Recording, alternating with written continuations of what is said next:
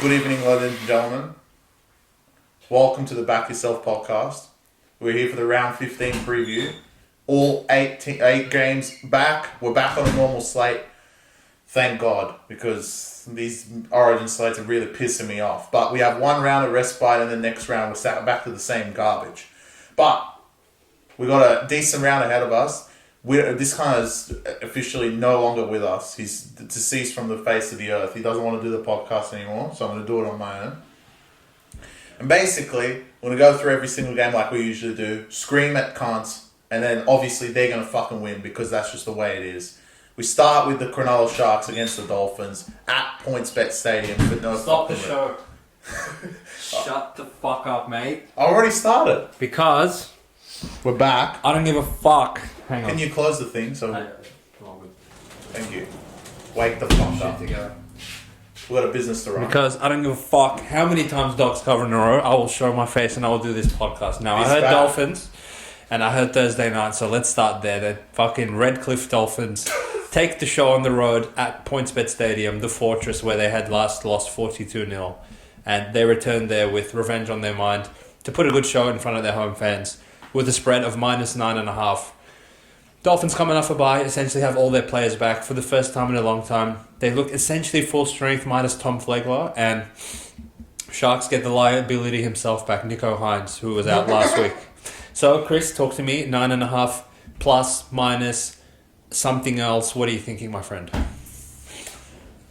This is a trap game, in my opinion. I feel like what you just said is right. They want to impress the home fans. They want to go out there and have an absolute crack. Show what they've done on the road the last 3 games outside of the Penrith game and show that they can do it PointsBet against maybe an inferior team in Dolphins, even though they're in the top 4, but they're not as strong as everyone else as we know.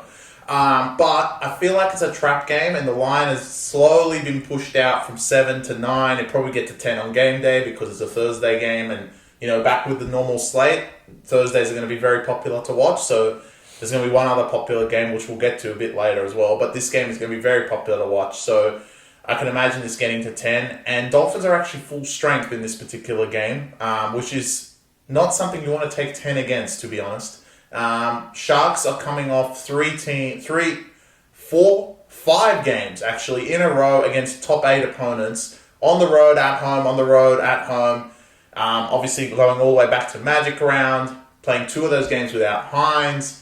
And they've had a lot of runs with a lot of good teams. So to play Dolphins is probably a good thing for them to be like, oh, okay, let's relax a little bit. We get Hines back and we get to play Dolphins. But I think it's a trap. I'm not jumping at the 10. I'm probably going to think that Sharks will win. I don't think Dolphins will win this game, but I think it's going to be a lot closer than everyone thinks it's going to be. Interesting, mate. Funnily enough, the Sharks being minus 10.5 point favourites should resonate with a few of you guys, as the last time they met in this fixture was Magic Round of last year, and it was a tragic day for the Sharks, which I feel like off the top of my head they were down 28-0 at some point. It was the debut of Tafare, where he literally just was running amok out there. But I want to echo the sentiments of Chris. Not a great game to lay minus 10.5 in. Sharks essentially the previous 2 weeks went from public favourites, NRL darlings, leading into the Penrith game. Got raped by Penrith, got raped by Para.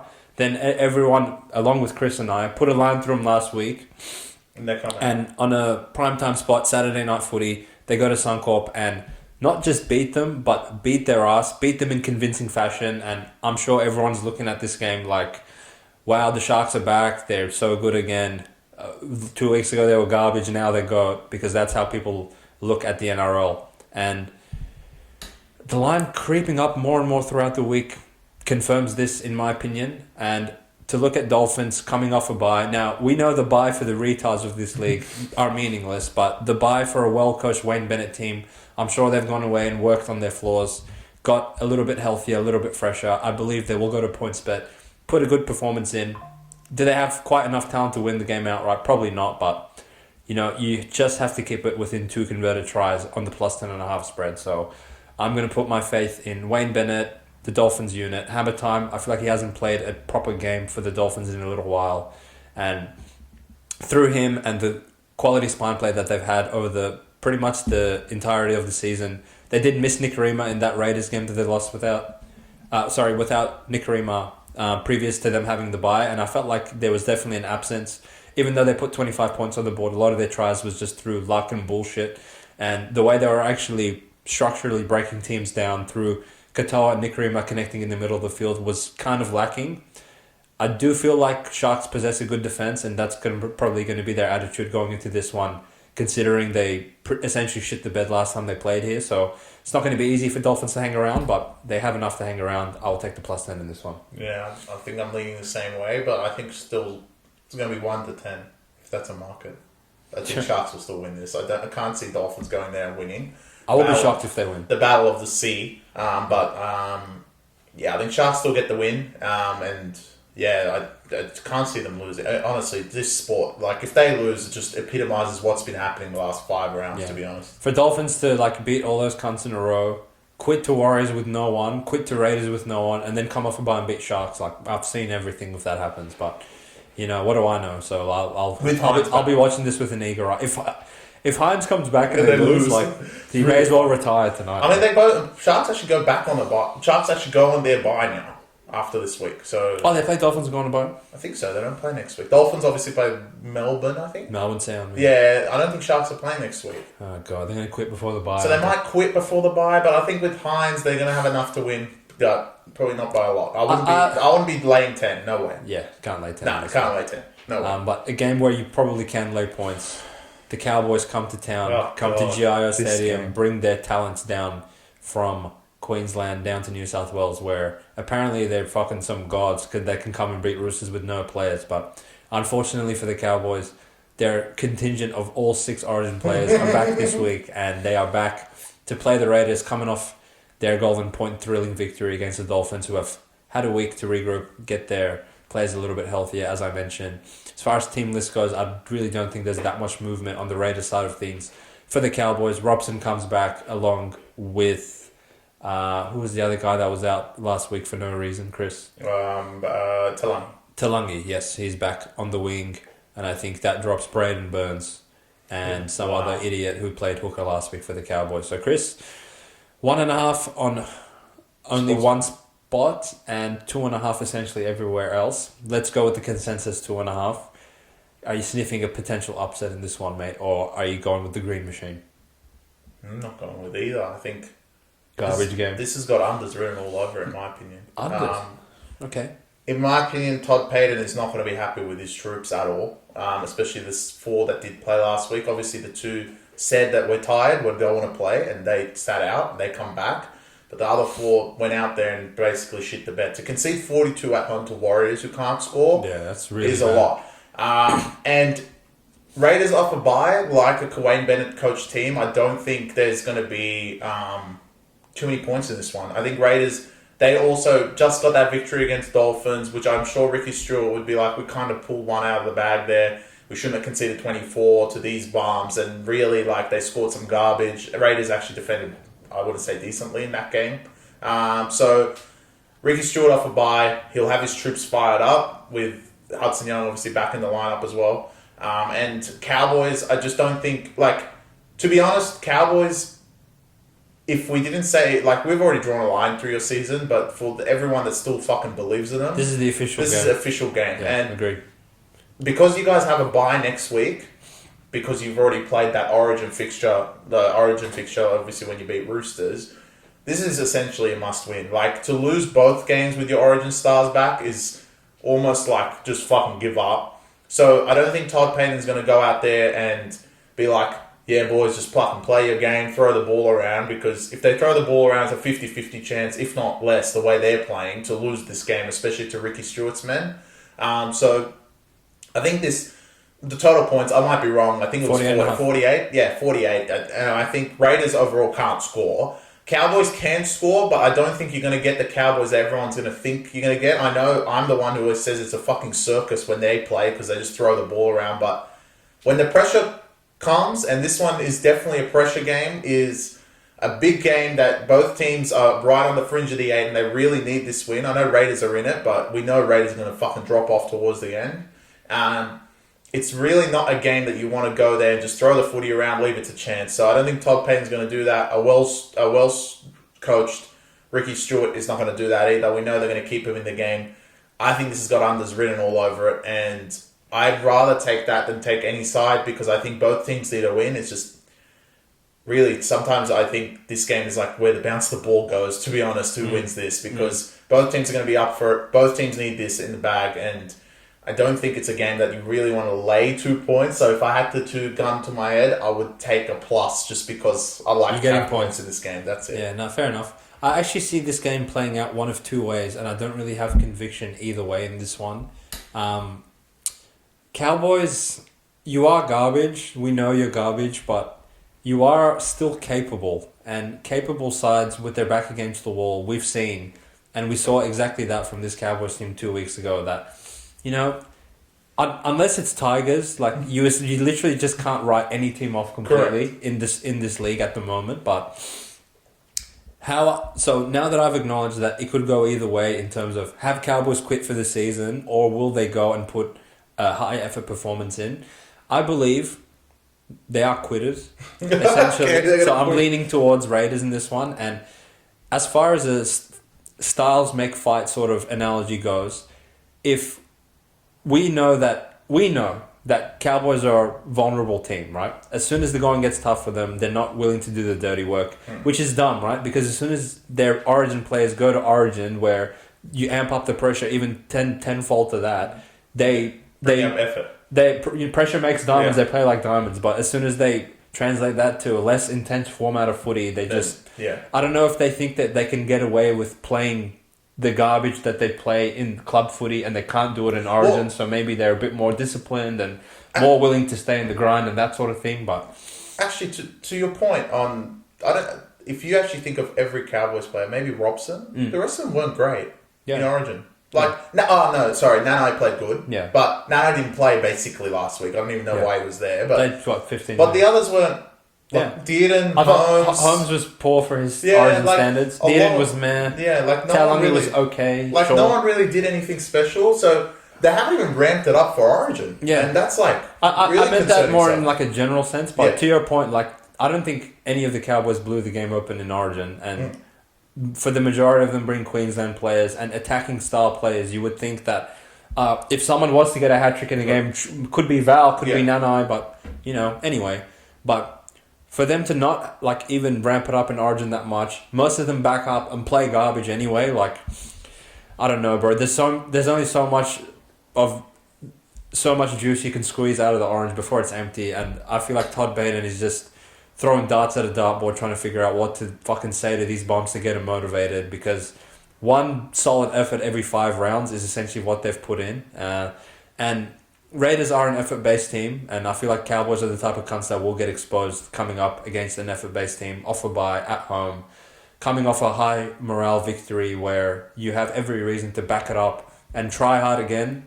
Now, the Raiders' execution might let them down, and that's always a risk you're going to take by backing a team with the youngest halves pairing in the comp, and who God knows who's playing hooker. They change every week, and it's garbage no matter what. But the steady leadership of Rapana, Papali, Tarpany, Whitehead, Hudson, the Origin presence of him on the left-hand side, I believe they have enough to get the job done here. I'm going with the green machine. All right, mate. If you can lay a short line, it's not ideal, but if what I'm saying is Cowboys are quitters, then you can cover against them. They'll cover easily if they quit. I mean, Raiders are going to show effort. It's just, I think Cowboys will too. So at the end of the day, it's Raiders, so there's nothing easy with these guys. I think this is not the game that everyone really wants to hear. I think everyone likes the next one, and let's go to it then. I truly am excited for the South Friday night game. Good. Which is a change of heart from yesterday when I had a knife in my back from those pricks that are over there. But the South Sydney Rabbitohs host the Brisbane Broncos. The massive in for South Sydney is that Cam Murray is on the bench, which I actually thought he wasn't even there. And I scrolled a little bit and I saw Cam Murray. I was like, how is this for? But then I realised Cam Murray does return. Brisbane, again, without Reece Walsh. And you would have heard us yesterday, well, myself more than anything, that I believe they still can't score. It's the same lineup he ran out last week. So Kevy... I'm not going to dispute Kevy. He's a good coach, so he's probably he wasn't happy at the end of the game against the Sharks, and I don't blame him. And this line is at 4.5, which sounds insane. When 3 weeks ago that South were like 12 to everyone. They were that bad. So, look, a lot of times have changed. Players have returned. South look better. Like, I think last week everyone needs to take with a grain of salt. Clearly you guys aren't, because they beat Titans and now everyone thinks they're gangsters. But 4.5, I think, is very, very short. And if Brisbane are a premiership top 4 contenders, I don't care if Walsh, Reynolds, man, it doesn't matter who's not out there, to be honest. South have looked vulnerable in pretty much every single fucking game they've played. It's just if the other team can execute. Titans last week were, like I said, there was a chance that they could have gone in front, and South were this close, like you said, Hussein, to quit. Yeah. So, look, Brisbane off back-to-back poor performances on either side of the bye. Kevy is not going to be happy with that at all. And the Brisbane still have their very good backline. Gavs Roman's still there. I obviously, without Walsh and Reynolds, they're obviously big outs, but the South pack I don't think can run with them, even with Cam Murray. I don't know how many minutes he's going to get off the bench. I doubt that many. With South likely looking, either they want to play him or they're not going to play him. I actually still think he's up in the air to not play at all. I think he plays limited minutes. I'm pretty confident he'll play. I'm more thinking origin-wise that he just takes himself out of selection. Yeah, and that's why I'm thinking he might not play at all. And South would be like, oh, we got him for next week so we can beat Manly. But that's why I'm still skeptical, because he wasn't named at 13. He's more on the bench, which they're like, oh yeah, we're going to bring him off the bench, let him play 30. But giving him that rep gives Maguire a chance to fucking pick him, go to Origin, and you guys lose him, and possibly Latrell as well, which won't help South this season at all. So I'm skeptical he might not play. I'm all over Brisbane in this one. We were last week. It's 4 to the Sharks, who led the league at that particular point at home. I'm never going to be scared of South at 4, so I think it's pretty short for South Sydney. I get why the hype's there and why Brisbane's going the other way, but at one point it's going to be too short, and it really is getting too short. Yep, double or nothing on this take from you, Chris. And I know I said you can't write any team off in this league except Tigers, but it is that time of the podcast where I look at a certain fixture and I tell the team don't show up. And Souths, you shouldn't even show up for this game as far as I'm concerned. Look, everyone's enamoured with the 46 that they scored against Titans, and while it was impressive, I want to reiterate that Titans came off the bye and literally quit for no reason. I don't think Souths did anything new that wowed me or made me think that Hornsby's got the troops locked in off their bye as well. Latrell, more of an individual performance where scoring tries, saving tries, setting up tries. They conceded many line breaks down the Titans' left edge with Khan Pereira, but Latrell was there to save him a couple of times. As I said, at 12-6, if Titans score that next set, I promise you have a completely different ball game. And for them to only be 4.5 the following week to a way, way better Brisbane team than Titans could ever dream of being in their life. I know they beat them, but it's not a fucking boxing game. You know, it's a week-to-week prospect. No one thinks Cowboys are better than Roosters, but they beat them as well. So just save that in the comment section, whoever retard's going to say that. But yeah, look, I'm gonna ride with Brisbane one more week. This will be the danger sign game in my eyes if they don't get the result against Souths.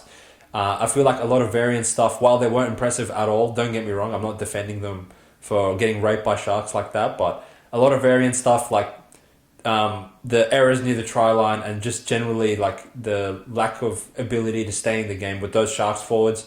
Different ball game when you have Royce Hunt and all the deception in the middle of the field and the outside backs that the Sharks have that can all run for 200 metres on any given night. When I look at Tane Milne and Jacob Gagai and Israel, what's his name? Kenner still there? Richie Kenner and Kepi and all these cunts. Is Kepi playing? Kepi's starting again. God. I mean, it's one thing to go lose to Sharks by Sharks playing a 9 out of 10 game. And it's a whole different prospect to go and play Kepi and Kenner. So I'm all over Brisbane. I think South shouldn't show up. And the little South's fairy tale that they're having, while I've enjoyed every second of it because I've been longing for it for a long time, I believe it ends this week and they're going to go down and it might get ugly on Friday night because Souths are not good at all. Souths aren't I don't know why. It should be, I think 8 is about right. I think it's just fucking short. maybe like 7, 8. Souths are really bad. South's not good, bro. Yeah. I don't get it. But it is what it is. If you guys are taking Souths, good luck. The premium guys will know roughly what we're going to be on, and you guys just listen to this guy just said don't show up. Yeah, don't show up. Can't start. We'll see. But the next one... But again, I want to reiterate, if Broncos lose this, like... Yeah, that's a big question mark. Very big panic signs in Brisbane if they lose to Souths. There's no excuse to go and lose to these guys. No way.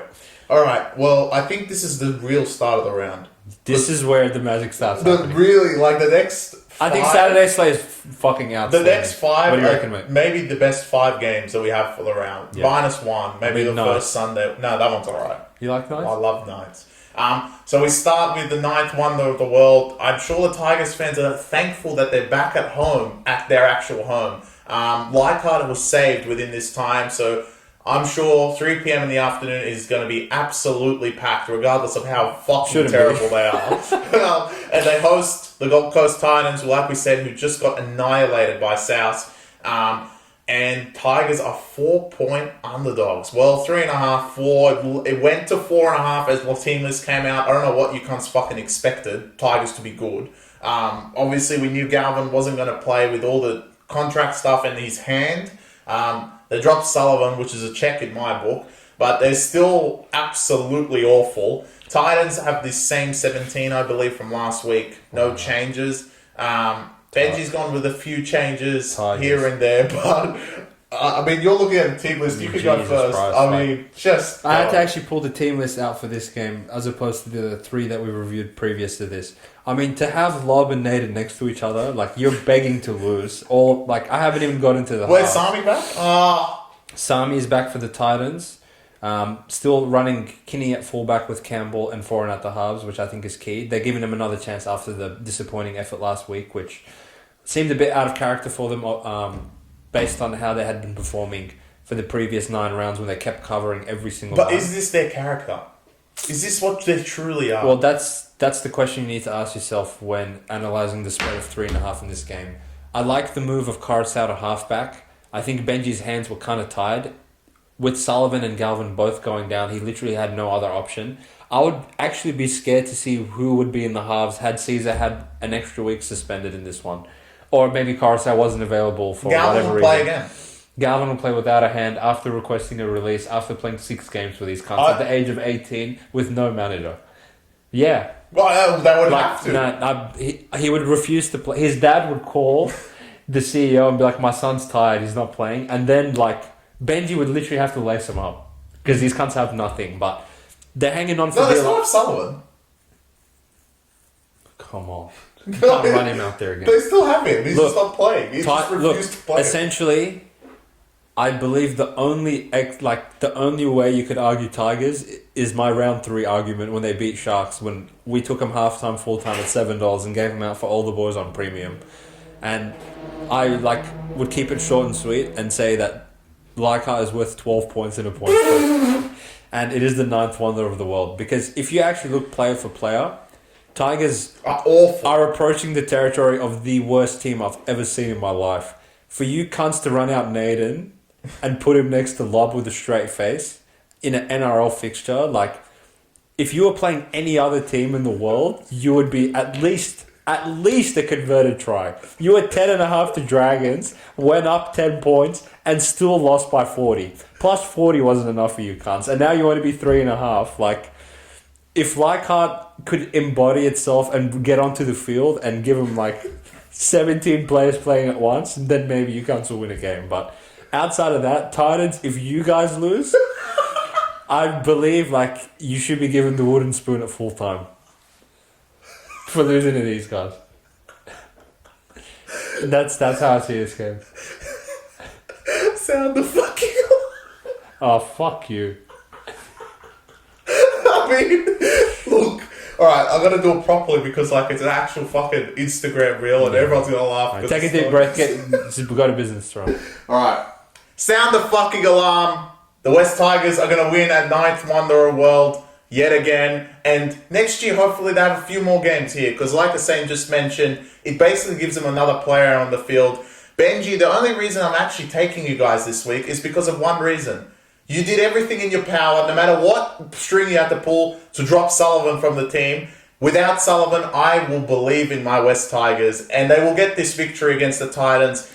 I think the Titans bubble, as I said last week, has absolutely burst after the bye. Des Hazard has pulled every string possible to get that 10 in a row. They looked horrific against South. And look, Tigers, all you guys need to do is show some fucking heart. You had an 18-year-old playing out there for the last 5 weeks with a broken hand. He's only played 6 fucking games with you cunts, and he still laced them up no matter what with the garbage you have to put out there. I want you boys to fucking play for the club. You know next year you get Luai. Hopefully we can keep Galvin, Buller, and Coruscant, and then you have a fucking chance in this world. If you're just going to go down and lose your 10th game in a row after beating Para and Sharks, end your fucking season, give them the spoon. Titans, same from your end. So in the toilet bowl, I am taking my upset alert to be the West Tigers. 4 points, fuck the points. Take them straight up. Let's go like up. Let's go like up. And I think that is a beautiful way to transition over into the next game, which I believe is the game of the round. And, you know, I'm back in winning ways on under duress after taking Knights for no reason last week. And I am hitting under duress on 90% of the season, and I want to bump that up to 92% by taking the New Zealand Warriors. The wrong team is favoured in this game, ladies and gentlemen. The bookies are asleep. For New Zealand to be back home and to be $2 odds against a Melbourne lineup without Pappenhausen, without Munster, and a sequence of Eremia, Anderson, and God knows who's playing on the other centre in a row. Meanie. Like, I cannot believe Melbourne are favoured in this one. Melbourne, their reputation is the only reason they're favoured in this one. Warriors have been shown the last 3 weeks that they're returning to their winning ways of last season, and their performance in Townsville epitomises what direction the club's heading in. Without Shauno going and putting 42 points on the Cowboys, and in my opinion, they owe Melbourne a bit of revenge for round 3 when Xavier Coates broke their heart in the 80th minute and the left-hand corner, and they're going to be fired up for this game. Melbourne are going to get ambushed, and Warriors are going to win this one and win this one big, but I'm just guaranteeing a Warriors victory, no margin required. Maybe I'll sprinkle something on a big line myself, but Warriors, they have the forward pack, they have Sean Johnson back. Melbourne do not have either of those things. They do have Jerome Hughes, which I respect, and Su'Falanga, while he is a talent, fair play to him, but he doesn't scare me the same way Munster and Pappy do. Their forward pack is missing a lot of talent, in my opinion, and Adam Fanua, Blake, Tohu Harris, these boys are going to get on top of them. Warriors going to win this game straight up. Come back to this after the Warriors get a big-time victory. Let's go. Up the wires. Good luck, mate. Good luck. Thank you, brother. Both back-to-back games. You want any other? There's no other analysis, really. No, essentially, I just think this game is completely mispriced. I would have Warriors at probably -4.5 because Melbourne, they have been getting by probably, I would say, the entire season after round 1, just playing mediocre footy and beating teams by small margins. And now I would put this iteration of the Warriors team with everyone healthy outside of Roger Tuivasa-Sheck in definite top 8 category. And I see the motivation of them trending in an upwards way, and Melbourne are getting results, but not really encouraging, in my opinion, conceding 26 points to Knights like that for no reason. And they haven't been really anyone shit by margin this season, so there's no reason for me to go take them at a favourite price in New Zealand against a fired-up Warriors team with everyone. Like, in my opinion, this is just... Cunts need to start waking up. Well, do you want to be favourites in this sport? Because the way it's going, it's all underdogs. Yeah. But my analysis of this game is pretty much copy-paste. But I actually think of it more of a situational spot for Melbourne. Why would they give a fuck? I think, at this point, their first, like we've said for the past 14 rounds, outside of round 1, they haven't even fucking tried, and they're in the top 4. And there's teams out here trying, i.e. Dogs, who are 10 times more garbage, but they're trying their guts out every single week, and they sniffed the 8 and they're fucking celebrating. We should have seen the scenes at Punch Bowl Belmore yesterday. Melbourne are out here alright, we won another game, yeah. All goods, guys, yeah, we fucking beat Knights. Doesn't really mean much to them. And the big win at home to Warriors, that particular game, with everyone, probably meant a lot more. And this means a lot to the Warriors. They, similar to another team, which we'll explain next game, need to pretty much win 70% of their games going into the end of the season. And beating all the rubbish that they've beaten the last 3 rounds probably doesn't mean anything because they're all outside the 8. Maybe Dolphins will just make it, but pretty much all outside the 8 teams. So Melbourne is the one that they need to prove themselves, and I think they will as well. I think the Warriors forward pack, like we saw last week, is incredible. My slight concern is the travel, but you're not taking negative points right now. So I would say that's okay. If you're taking -4, like you're mentioning, I think it's a little bit scary because they're coming all the way from Townsville, which is the longest flight you could probably have in rugby league in the current state right now. So it's a bit of a travel. They do get a 7-day turnaround, which is all good. Back in New Zealand, I'm happy to take head-to-head. That is not what it should be with Eremia and fucking in there. I'm trying to figure out where the fuck Warbrick is. I didn't realise he was this injured. No, I think he's got a groin injury. Yeah, I thought he was going to come back soon. And Pappy, obviously, again, I thought he was coming back last week. And that's what we were told, this right? week.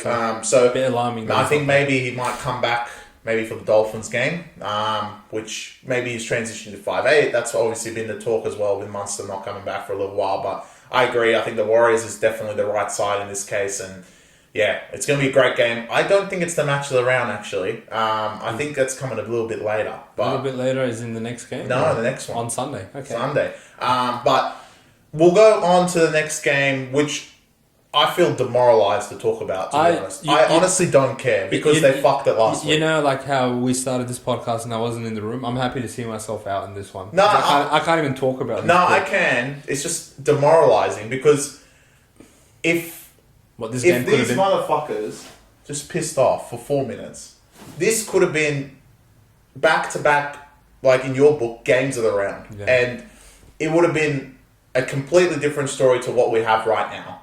Parramatta at home to the Sydney Roosters, if anyone doesn't know, on the Saturday night at Bankwest. God, they love being back because they're very, very good there. Except against Tigers, apparently. And they're 6-point underdogs, which I think I said before, to be underdogs at home with Mitch Moses and Gutherson sounds a lot, but it's what one loss does, and they lost to the Bulldogs last week, which in my book scratches them off for the season.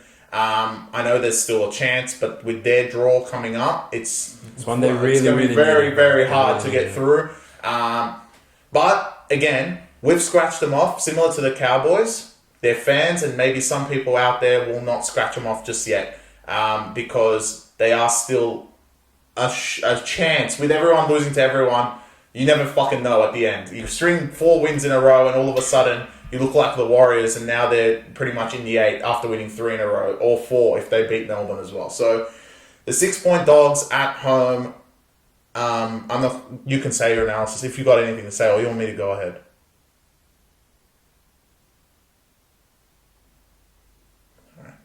He's got nothing to say to this game. Alright, cool. In my opinion, it's going to be painful, but the 6 points is the right side, and I'm taking the 6 points. Parramatta, if they'd beaten Dogs, would be... this would be the most betted on game of all time, probably.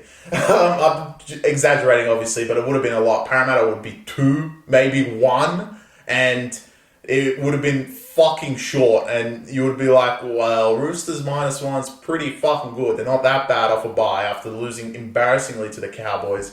But because they lost the Dogs and everyone is in that 50-50 state has Parramatta quit, this is a 6-point Dogs game. And getting 6 points at Bankwest, I said it back when they played Sharks 2 weeks ago, getting points with Mitch Moses and Gutherson is a rarity in this sport, and Parramatta are basically full strength. I know they were last week, but they're playing a much more determined team last week than they are this week. You know, we don't know what Roosters are going to fucking show up, and the stupidity of the Roosters usually is half the time why they lose. So you're taking them to win by 8 points or more, which on the road is never going to be easy. Brandon Smith literally quit on the club for I don't know what reason. Yeah. They don't have Joseph Suwali, of course, but the Roosters, on the other hand, really do need this one as well. They're starting to get in that patch where the Broncos are, that they're like 7 and 8 and with the pack and everyone else, and they're really not pulling away like those 3 teams at the front are, which is concerning for them as well with the talent they have on that particular team. They had the bye last week, which means they play next week, or they have another bye? Who? Roosters. They play Dogs. Oh, they play again next week, so... is that going to be front and center because it's Dogs? I don't know. because they obviously lost to them in that embarrassing loss. Round 5. Yeah, round 5. So it is a spectacle regardless. I think a lot of people will be like very against Para, and the bookies have definitely shown that, pushing from 4 to 6, which I don't know what you fucking expected from lineups. If anything, you probably thought Brandon Smith would play and he wasn't there, so I don't know how it pushed to 6. But sure. So if I'm taking any points, I am taking the Parramatta Eels in this one. 6 points is too much for Mitchell Moses and Gutherson at home. This game leaves me very, very skeptical because the definition of insanity is doing the same bullshit over and over again and expecting a different result. And I don't know how many weeks in a row I can fall for the Para have a good lineup and they have a good forward pack on paper and they shouldn't be plus X amount and be fucked over by a full-time yet again. This is the first plus. No, I mean like all those weeks they were plus 12 yeah, and but 14 and whatever. We never took them. I know, but I'm sure a lot of people out there did. Yeah, I know. What we did was take a -2.5 against Dogs, and for those of you who missed the review, to have a 9-1 penalty count and a sin bin and all the ball momentum and the 65-minute mark of the game, and to lose that game outright, I would argue that had the tables been turned and Dogs had a 9-1 penalty count and Dogs got a sin bin in their favour, I believe Dogs win that game by 30 plus points. So while from a pure numbers perspective, Para plus 6.5 at Bank West with everyone for the first time, they've never been plus more than 4, I would say, with Mitch and Gutho in there. That is a bit of a scary sight to get in front of, but we also need to acknowledge that they beat Sharks, came off a big win. Now, they had a long turnaround, lost that game to Dogs in heartbreaking fashion as well. It wasn't like a nip and tuck thing where Para were down 20 or whatever for a long time and they knew they were fucked. They thought they were going to win until about 4 minutes left in the game. Got their hearts broken in front of 45,000 fans at ANZ Stadium. Now they need to regroup emotionally with a piss weak motivator in Baz 5 days later and go play Roosters team coming off a bye, having gotten raped by Cowboys. Really leaves me a little bit skeptical to take the points with Para, and I feel like it's reverse sharp. It's kind of reverse sharp in the way that Roosters can just go out there and front run against these cunts. And I mean, like if Roosters are dominating them by like the 50th, 60th minute, I could see like a big quit job coming for Para. If this was Para's forward pack performing of old, and there was a game that Roosters came to Bankwest maybe last year or the year before, and they got absolutely raped by these cunts. And if I could envision that happening again, I would take Para without even thinking twice. But I feel like there's a really big letdown spot coming for these boys, knowing that, all right, we had such a high of Mitch and Gutho are back, and we beat the ladder leading Sharks at Bankwest. Yeah, let's go. I can see that. Blah, blah, blah. And then the real letdown of losing in the 77th minute of a game that you really should have won against Dogs. Now, looking up at the ladder at probably 13 different teams above you with a record of 4-8 yourselves and a horrific point differential. Can you really back it up 5 days later? Again, similar to the Leichhardt point, if Bankwest is worth 12 points, then fuck it. Go take the +6 and these cunts will fire up. And they're even live underdogs to win outright. But Roosters... coming off a bye and a bad loss, bad time to play them as well, so I'm a bit torn. That's all I'm not really lining up to lay 6 with Roosters, but I think I'll probably when you see $1.44 head to head with Roosters, you kind of like, you should start shaking immediately. You're like, wow, bro. Like it's weird to see. And you know what? The shorter they get, the more you should be cautious. Yeah, because Roosters are probably the highest variant team in the entire league in terms of they could beat anyone by any margin they want. And they can lose to any idiot. And they've proved that over not just this season, probably the whole tenure of Trent Robinson once he lost the real fucked up roster. If you take out the grand final winning rosters of Sonny Bill Williams, and Mitchell Pearce and Cooper Cronk and Latrell, when he's had just A flat talent instead of A++, this is the sort of bullshit you have to deal with Roosters. So... not really lining up to take them at $1.40 in your multis or lay 6 with them either, but Para, I feel like truly you're going to let everyone down. Well, I mean, Brisbane $1.40 and these guys are... Brisbane are actually longer than this. Yeah. Which is remarkable. Well, is it though? Because No, it's South. Yeah, South's ball. I mean, South beat them. Yeah, but that was without. That was, but yeah, like, that's a different ball game, and it was not at Bank West. Which I feel. You know what's actually sickening? Right now, this weekend, if South played Para with Mitch and Gutho, I promise you South would be favourite. There would be, yeah. I mean, there's not a lot of teams Parramatta would be favourite to. It's the Tigers. Tigers, Titans, and that's probably it. Maybe Cowboys. At Bank West, sure. On a neutral, probably pick them. Which is really... Dragons? Wow, well, I mean, Dragons. I mean, let's talk about Dragons. Speaking of them... In my opinion, maybe game of the round... the Manly Seagulls host the Dragons and are both on, I want to say, 14 and 15 points right now. Maybe 16 for Dragons, I don't know. But 7 wins and a bye. 7 wins and a bye, so they're on 16. And Manly have the draw, so they're on 15. And it is an almighty game, in my opinion. Game of the round, 6 flat, 5.5, 6.5. That's what you've seen on most bookies. Shop around. It's right on the money because people don't know what to take in this game, right? What are you doing, mate? What? Shout out. Oh, for the Xerophos. For the boys. I was getting to it. Dragons back up the same garbage. The same guns, you mean? The Fine. They're there. Is it 1-17 from the Roosters game? I believe Flanagan's right. I don't think anything's changed from Tigers. They do have the longer turnaround than Manly. Oh, they need it. Which I don't know if that's a good thing or a bad thing. It's Dragons. And Manly. This is, you know what? This round, there's 3 fortresses people are going to, and this is the point spread is not reflecting it. I don't think it's reflecting. No, I agree with you. And Brookie. What we've seen so far is the biggest one of all of them. Or maybe Bankwest. It's close. But I would say Brookie with Manly's performances. Agreed. And they're 5-point favourites in some places, which I seem is fucking insane. It's pretty short. But the Dragons have shown up very well in a lot of their games to smack 50 against any team. I don't care if Tigers, who they are. It is still very respectable. Lomax is playing out of his mind at the moment, and Ben Hunt likewise. Manly back at home, I think they were my upset a lot last week. I felt disappointed in them because Gary can't kick. But they had Penrith almost at the throat.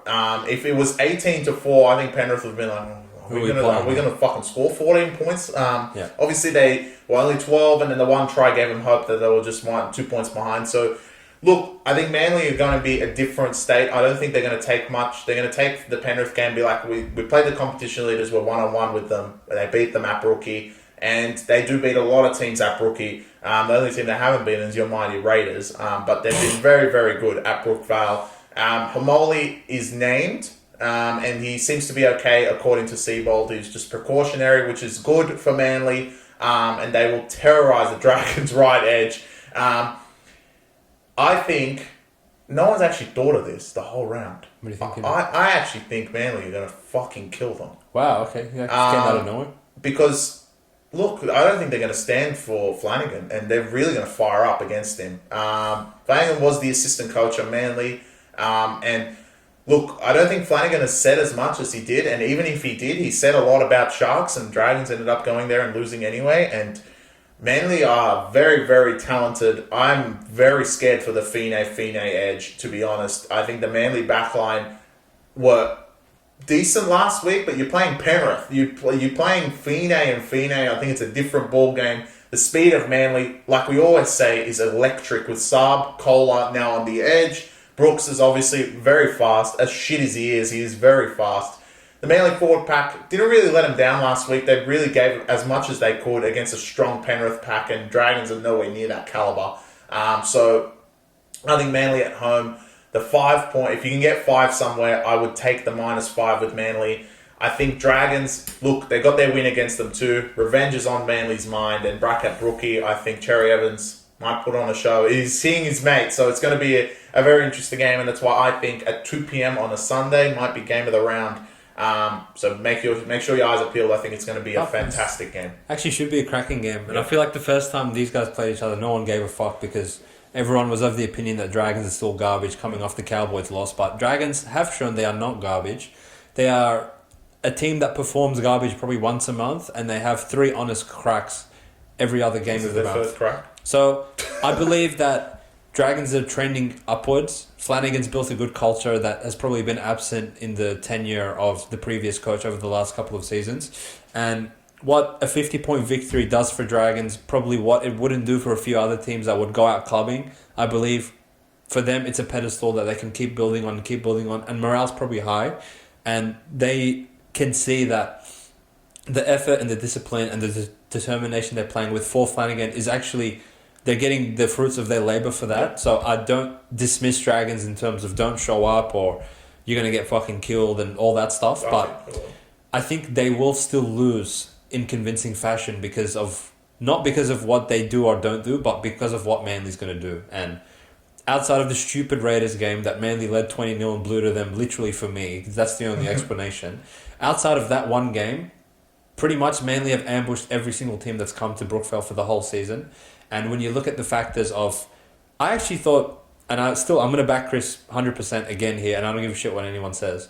They're at +8, they were the right side last week. For Penrith to complete 33 of 34 sets and to win by exactly 10 points, like a few more drop balls there. Manly showed that even at Bluebet Stadium, every time they got down to Penrith's 10, they literally scored every single time. And maybe the scoreboard doesn't really reflect that as much, but... The possession and the misconversions and all those stats show that every time Manly got down there, they just scored at will.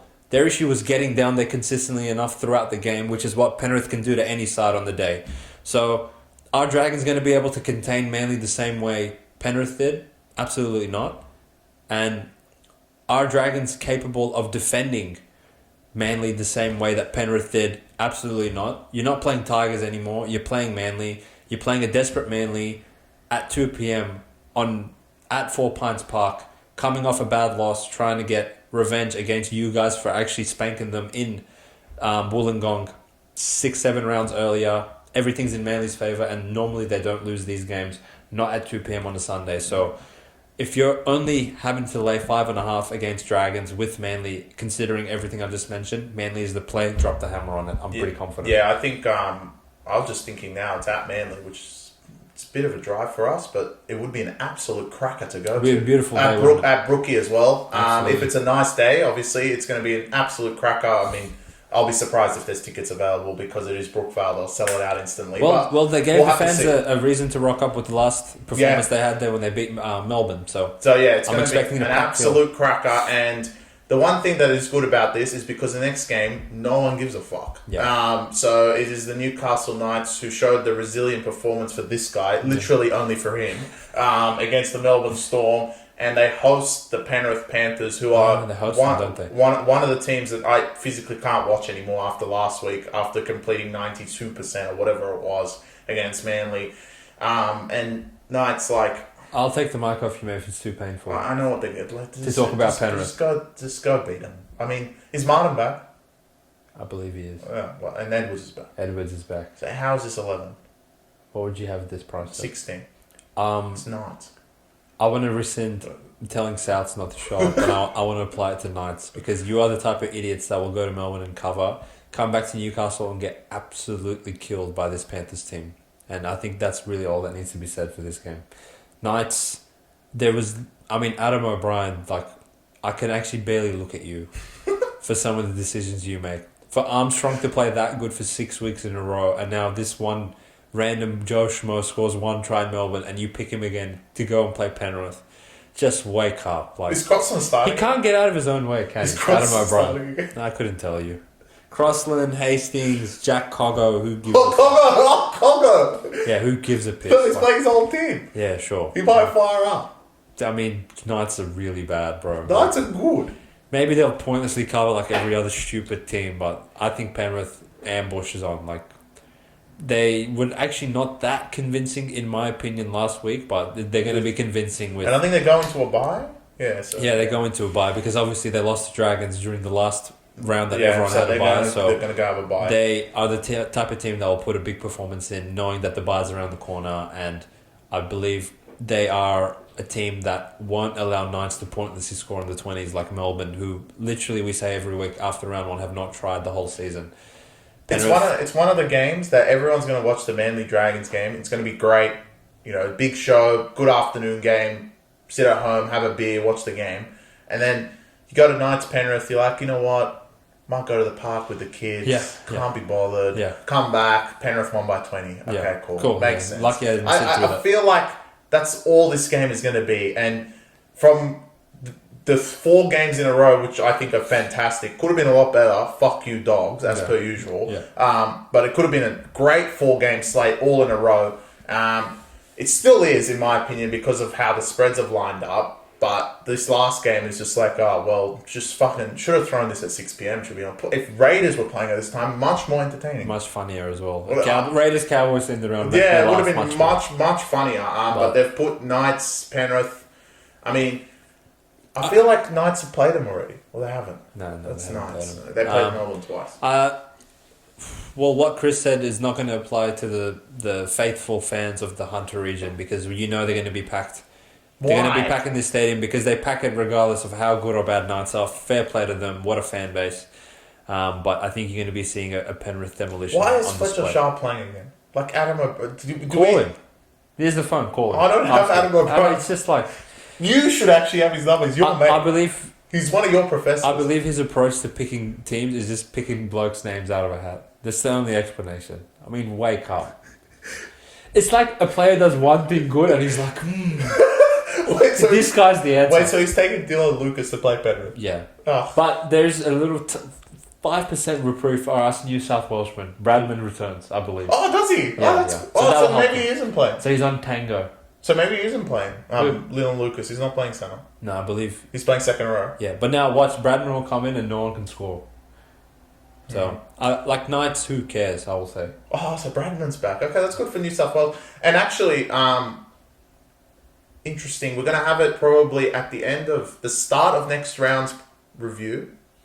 Yeah, we'll have the origin lineups. Yeah. So we're going to have to do it all over again. We're going to be doing it all over again. We haven't really said much about this time around. I mean, I'm more tweeted it than anything else, and we said it live. We haven't actually said it in the podcast form, but we can quickly go through like some of the changes we think is going to happen. Well, interestingly enough, the changes we want is what we said should be the game one team. So there's literally, because I don't think Chris and I derived anything new from what game one showed us. We still want Appy in for Robson, regardless of what Robson did. We still want Latrell in, regardless of Suwali getting sent off. We still want McKinlay. Sure, he can go to the bench. Bring Cameron Murray in now that he's available. We still want James in. I believe Madge will go down the route of picking your boy Edwards. And we still like the rest of the backline. Critter played good. Lomax showed he's origin worthy. To'o obviously does what To'o does. And we want Mitch, and now he's available. And I believe the world wants Mitch. And now they want Mitch. Now they want Mitch because Hines obviously let himself down again in game one. So they'll have Sharks will have him next week. I guess my little point on Edwards, which got a lot of views and a lot of hate. I don't mind if they pick him for game 2. This has actually got nothing to do with who he is, to be honest. Like I said before, I actually just think you're putting him in a shit situation now. And I think he has to pick James. Okay.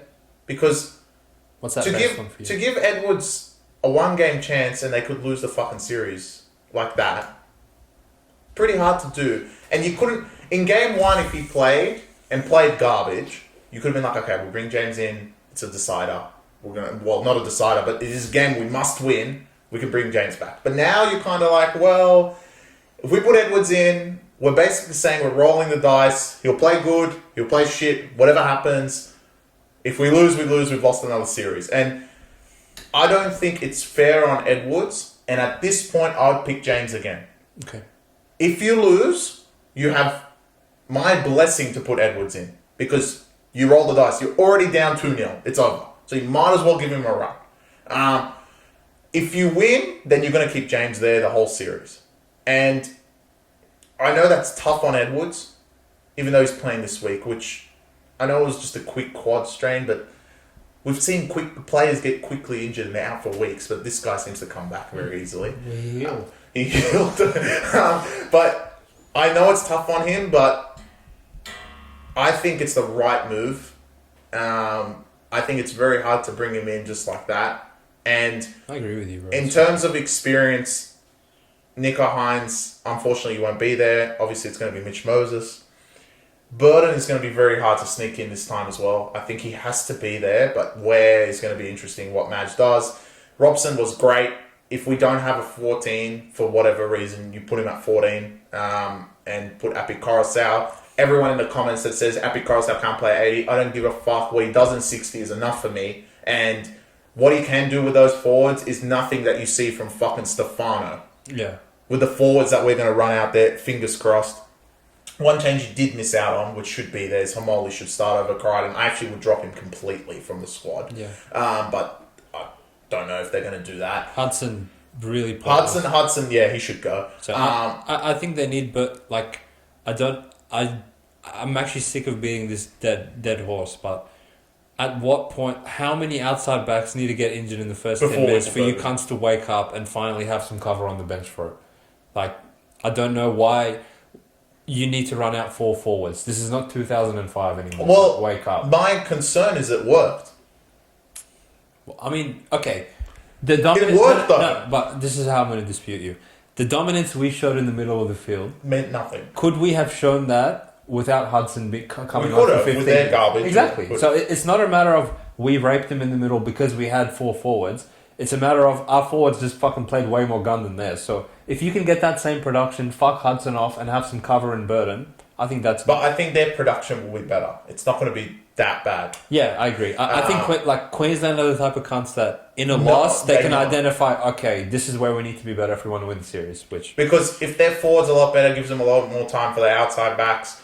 Queensland, I don't think they'll change too much. Like you said, the Cobbo on the bench was justified with Walsh going down. I'm actually worried with thinking about Walsh coming back because I think the team is going to be scared to hit him at all after what Sawali did. For sure, man. Hopefully not, because I'm definitely leading New South Wales, which is odd for us to say, but we're leading New South Wales depending on the selections. I think if he runs out with the same 17, I think 4 is pretty short. Queensland, I know, will be much more short up through the middle, and if that was our only plus throughout the game, our outside backs are going to get fucking bathed. Yeah. If it's just, we put in Burden and Moses. I mean, who cares? Yeah, it's tough, man. It's tough, and it's going to be very hard to sit and watch, but we're going to see what actually comes out from the round, what comes out from the selections in the review podcast. So we'll only have, like we did last time, we kind of have only the New South Wales lineup, but we'll talk about it more in depth because the Queensland comes out the next day. We'll talk about more in depth in next week's preview because there's only 5 games, so it makes it much easier. It probably won't be as more, unless Madge goes absolutely nuts, which I doubt he will do. It probably won't be that long of a segment unless he pretty much copies exactly what we're saying or brings in Bradman, which would be hilarious. So I think that's pretty much it for this podcast. It's an interesting round, and there's definitely 4 games that I'm 5 with Brisbane as well. 5 games I'm very interested for. Game of the round, in my opinion, I know you said Warriors. It's probably everyone's opinion. I'm going Manly. Now that I've realised that Melbourne have no players, I would say it's actually South Broncos. Okay. Friday night. I mean, I'm sure that's what they've scheduled. How did it go from one extreme to another? Yeah. Can you imagine 4 weeks ago, this would have been 10.5. Yeah. Or 11, or 12, and now it's perfectly back in an equilibrium. Yeah. It's insane how they've put it together. This is probably what they were wishing for, that a Friday night game will be a spectacle. And hopefully people do go to the game. South will give us a spectacle, man. Of course, Stadium was absolutely popping yesterday, so, all you Bunnies fans, there seems to be a lot of you fucking go to the game, yeah? I might go. No, you won't. With my Raiders scarf. are playing before. With my scarf. Raiders are playing. Okay, I can't go. Yeah, exactly. Well, the one game I think this week probably is the best game to go to is Manly. I think with it being at 2 p.m. and at 4 Pines, I think that is a good call, my friend. Yeah. But anyway, all right. Peace out. Peace.